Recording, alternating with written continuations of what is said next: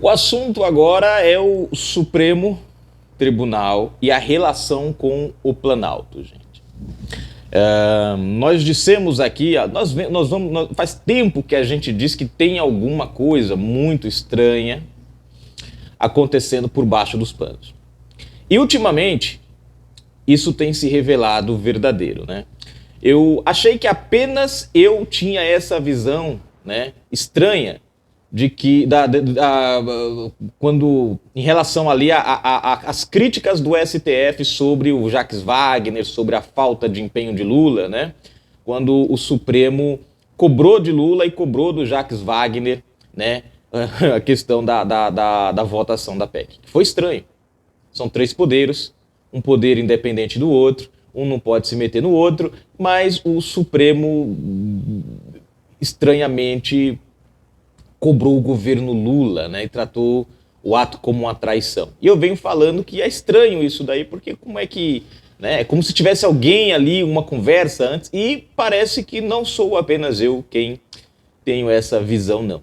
Né? E essa matéria aqui, ela traz alguns pontos muito interessantes em relação a essa possível, prestem atenção, possível aproximação entre o Lula, entre o Planalto, né, e entre o Supremo. E aí acaba, gente, trazendo, querendo ou não, aumentando a desconfiança de que coisas estranhas estão acontecendo em meio à nossa justiça e que certas pessoas não estão lá por estarem, e sim porque foram colocadas e não pelas pessoas que deveriam colocar. Mas vamos para a matéria para a gente entender melhor. Olha o título para vocês, ó.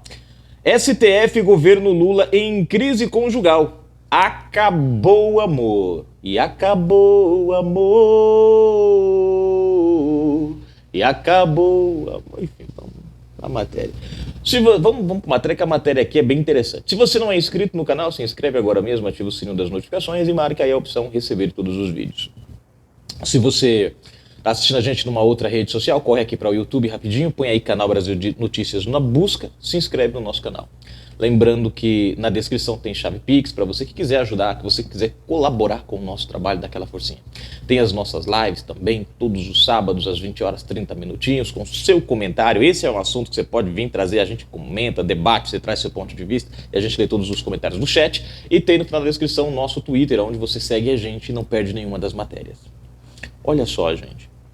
Esta semana foi um dos mais desastrosos para o governo Lula e seu apêndice político, o STF. Após a morte de Clériston, sob a tutela direta de Alexandre de Moraes, no dia seguinte, o magistrado soltou 4 presos que, assim como o referido falecido, tinham parecer favorável da Procuradoria-Geral da República. A atitude de Moraes soa claramente como fraqueza, quase que um atestado de culpa. De fato, segundo os juristas, ele pode ser enquadrado por ter ignorado durante 2 meses. E aí depois vieram, não, isso aqui não é responsabilidade, é responsabilidade, não, foi responsabilidade dele, estava na mão dele, 2 meses lá, ele podia 2 meses atrás ter decidido. Como não era uma ação contra Bolsonaro, ou uma ação contra um aliado de Bolsonaro, aí ele deixou para lá, que era o contrário. Porque quando é contra Bolsonaro ou aliado, ele vê na hora que chega. O parecer da PGR de soltura imediata de Clériston, que já tinha uma saúde claudicante antes da papuda, a qual, após a prisão preventiva, degradou-se enormemente ao ponto de a PGR correr para pedir sua soltura.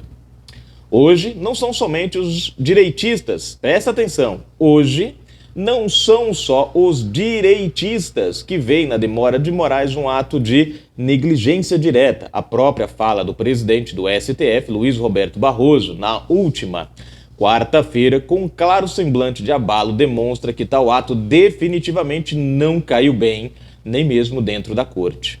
Segundo o Código Penal brasileiro, Moraes poderia até mesmo ser preso por tal falta. Não obstante a trágica morte de Clériston num processo bizarro, inconstitucional, digno de União Soviética, o Congresso parece finalmente estar se impondo ante o autoritarismo da Suprema Corte. Há semanas que o governo e, por extensão, o STF, como aliado direto de Lula, vem sofrendo derrotas doloridas nas casas legislativas. Porém, a pior delas, sem dúvida, foi a aprovação em primeiro turno da PEC 8/2021 de Orivisto Guimarães Podemos, emenda constitucional, que na prática anula a possibilidade de decisões monocráticas dos ministros do STF, dificultando, entre outras coisas, a feitura de leis e a anulação de decisões do Legislativo por um ministro da Suprema Corte. Só uma correção, quero lembrar aqui quem foi nos comentários que me corrigiu, né? Eu falei que tinha sido o Pacheco. Aí alguém me corrigiu, eu ainda insisti, mas na verdade foi o Oriovisto mesmo, né? Só esqueci o nome de quem foi aí. Você ganhou essa.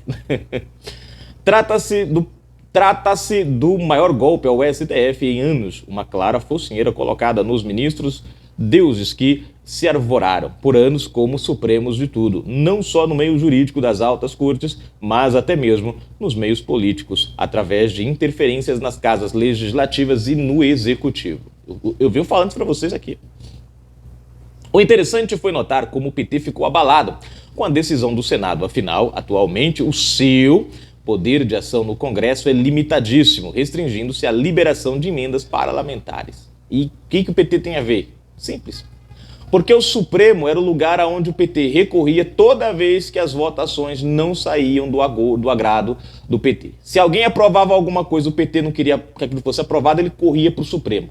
Se não era aprovado, ele queria que fosse aprovado, ele corria para o Supremo e o Supremo interferia. É por isso que o PT está PT da vida com isso. Emendas essas que também vêm sendo alvo de castração do Congresso. A aprovação da PEC 8/2021 significa a perda de mais um tentáculo de governança de Lula, talvez o único que não estava atrofiado neste momento. Para espanto deste colunista que vos escreve, o líder do PT no Senado, né, que é o Jacques Wagner, né? PT votou favorável à emenda constitucional, o que, segundo a jornalista Eliane Cantaede, foi visto no STF como traição rasteira. Opa, traição? E aí ela faz um comentário aqui, show, que eu tenho que tirar o chapéu. Olha só, mas só trai quem tem compromissos e alianças. Que alianças o governo teria com o STF? E aquele papo de separação de poderes, boa pergunta. Completa a jornalista que o recado do STF é o seguinte: ou Jacques Wagner sai ou não tem mais papo do STF. Gente, se isso aqui realmente é o que está acontecendo, cara, não foi Bolsonaro quem atentou contra a democracia do Brasil, não. Nem o Estado Democrático de Direito. Não foi não, Bolsonaro. Estão julgando a pessoa errada. Na verdade, quem está julgando por esses crimes parece que são esses quem cometeu os tais crimes. Com o Planalto e o governo, né? Temos aqui, então, duas questões urgentes de serem notadas. Como dizia meu pai, o subentendido às vezes é muito mais importante do que o que foi dito. O subentendido 1, Moraes está enfraquecido. A morte de Clériston pode ter minado a sua volúpia autoritária na condução do processo inconstitucional dos ditos atos antidemocráticos do dia 8 de janeiro. A soltura quase que afobada no dia seguinte à morte de Clériston mostra-nos ainda uma clara pressão interna e externa ante a estratégia soviética de Moraes. A impressão é de que o ministro está acuado mesmo entre os seus Finaliza. Subentendido 2.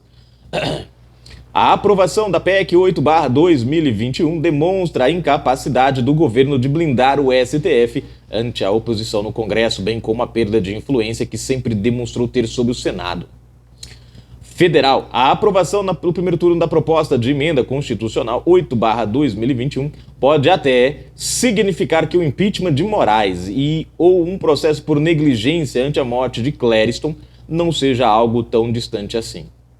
O subentendido 3, para mim, trata-se do pior algo que talvez nem seja subentendido, mas algo realmente descarado. A forma como o STF reagiu à traição de Jacques Wagner.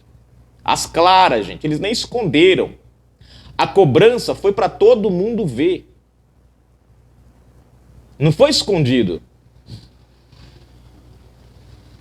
mostra que o Planalto e o STF têm uma ligação que vai muito além do que a mera diplomação casual de poderes. O termo traição revela um coloio anterior que pode requentar as teses da direita de que o STF, de alguma maneira, pode ter influenciado diretamente em prol da eleição de Lula. Lembramos que, há pouco, Gilmar Mendes disse abertamente, durante o primeiro fórum Esfera Internacional, que sem o STF, e essa frase foi repetida ao Jacques Wagner agora, sem o STF, Lula não teria sido eleito.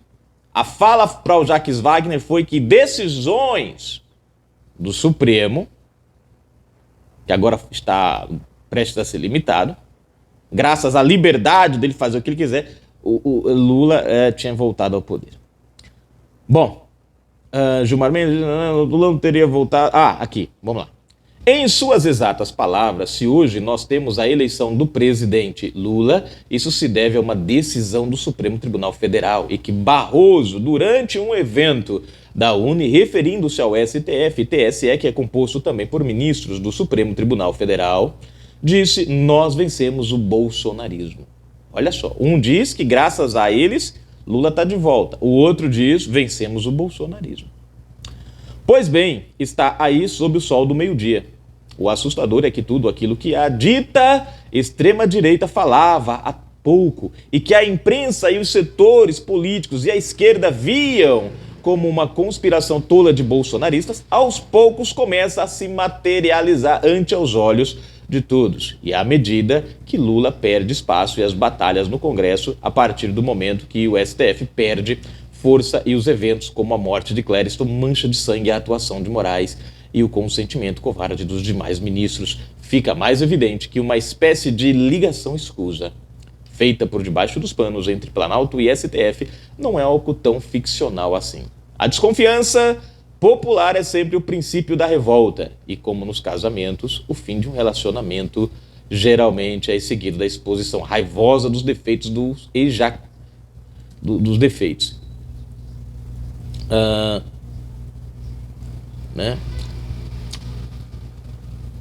Bom, o senador Jacques Wagner parece ter iniciado tal ruptura. Resta agora quem será o primeiro a atacar os podres do ventilador. Mas, ao que parece, acabou o amor. Matéria, créditos, Pedro Henrique Alves para a Jovem Pan. Tá aí, gente. Eu não vou comentar nada porque a matéria tá tão clara, tão clara. Alguém pode até falar assim: Fagundes, então por que Bolsonaro devia ter feito lá o Independência? Podia ter feito? Podia, gente. Mas se ele tivesse feito, nada disso aqui estaria sendo revelado. E tudo poderia ser dito: não, foi um golpe de Bolsonaro. Hoje nós estamos vendo, #Bolsonaro tinha razão. Que a melhor coisa não é a suspeita. A melhor evidência é a prova concreta do fato. Ainda que a gente saiba que poderia acontecer, mas não aconteceu, fica a dúvida. Mas acontecendo, tenha certeza. E é o que nós estamos vendo agora. Alguma coisa não anda bem no reino da Dinamarca.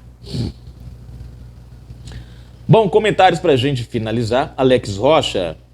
Nine tá a fim de criar uma crise, não tenha a menor dúvida. Lula sinaliza que vai indicar Flávio Dino para o STF, né? Isso aqui aconteceu depois do pau comer, né? Essa indicação de Flávio Dino é de Lula para Flávio Dino é uma tentativa de se aproximar do STF. Isso aconteceu na quinta-feira, praticamente um dia após que a chibata comeu lá na questão da PEC. Rosa Maria V, minha amiga, Nine não vai porque seria vaiado e o mundo iria ver. Ela comentou aqui no vídeo: embaixador do Brasil na Argentina se irrita com a ida de Bolsonaro à posse de Javier Milei. O menino ficou brabo. Bom, gente, tá aí, daqui a pouco mais informações. Fui!